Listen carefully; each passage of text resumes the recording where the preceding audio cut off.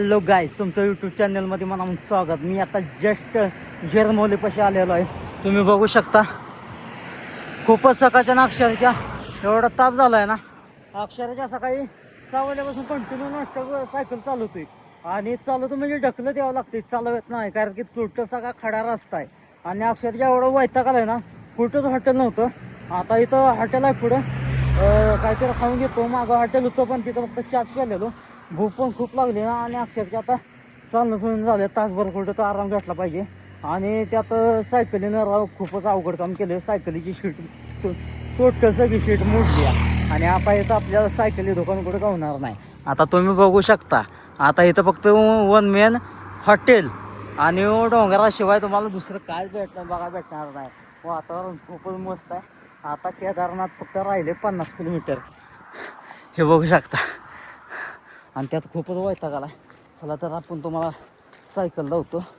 आणि त्यात रस्त्यावर चालताना माणूस खूपच सतवतं आहे, कारण की एका साईडला दरीन एका साईडला डोंगर असल्यावरनं काय कोसल, इकडून चालावं तर दरी आणि त्यात सिंगलचा रस्ता आहे. त्याच्या माणूस राव माया बिया कोणाला काय नाही. माया बाबा एवढं सतवत आहे का ना माणूस. आता हे बघू शकता तुम्ही शीट, हे काय सांग बरं मला. आता इथं कुठं दुकान गावणार माझं राव, डोकं चालवणं झालंय काय. आता हे बघू शकता कसलं डेंजर दिसतंय बाबा. पहिल्यानं माझ्या लाईफमध्ये बघितलं बाबा ना असं. आता हे चला तर पुढे जाऊया, आपण बघूया. आता हे घरं बघा, हे कशी राहिले ते बघा. आणि त्यांच्या पाठीमागे ते डोंगर बघा हाडची, कसलं खतरनाक दिसतंय बाबा. इकडं पण बघू शकता तुम्ही. हे काय बाजूनं असं वाटलंय, असं वाटायला लागलंय मला मी कुठं चुकलोयच, म्हणजे घरचा रस्ताच विसरलोय असं वाटायला लागलं. खतरनाक दिसतंय राव, बघा की कसलं दिसतंय. आता इकडे बघू शकता, यो डोंगर यो कसला आहे हायटेड, वरनं दगड जर आला म्हणजे असं म्हणून बाबा. पण भीती वाटतेस की हो, हा सांगा की. आता हे बघा की तुम्हीच आता नदी बघा की राव, किती मस्त वाटतंय हा. पण इकडं थंडी पण खूप असते बरं का, लय बेकार असते थंडी इकडं. आणि गरमी तरी बोलूच नका, गरमी तरी माणसाची चपातीच बनवत असेल गरमीनं. पजवून बेकार लागते. मागाच्यानं दमलो, मागा तिथून नुकतं 15-20 मिनटं चालत आलो तर मला दम लागला. हे बघू शकता. लस्सी घेतली दुकानात आलो, ते 25 रुपयाला लस्सी भेटली.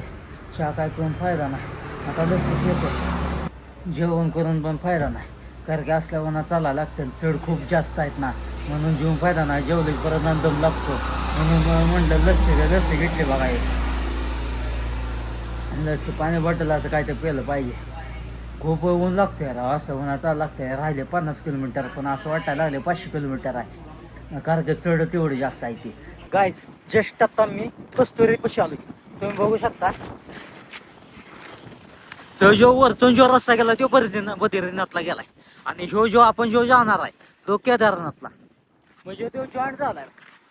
वरचा जो रस्ता तो बद्रीनाथ आणि इकडे जो गेला केदारनाथ, बघू शकताय तुम्ही. चला तर आपण पलीकडे जाऊया. आमच्या गाड्या आल्या त्या, तुम्हाला इथून जाऊतो मी, बघू शकताय. काय तो मोठा रस्ता होता सगळा अर्धवट, एवढ्या रस्त्यात ती माणसं साईडला दाबतो.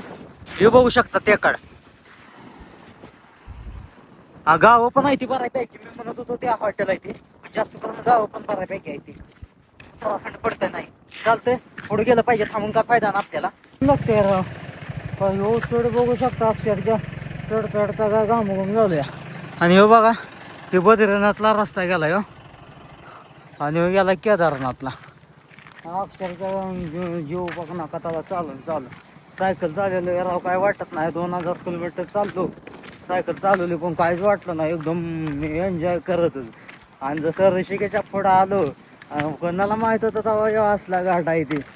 यो घाट आहे तेव्हा असा खाडाच, आधीमध्ये कुठे तर प्लेअर असताय. आता हे बघू शकता. चला तर आपण पुढे जाऊया. हे पलीकडे घर बघा किती कडला राहते राव, हे बघा की कशी बांधलं असते बाबा.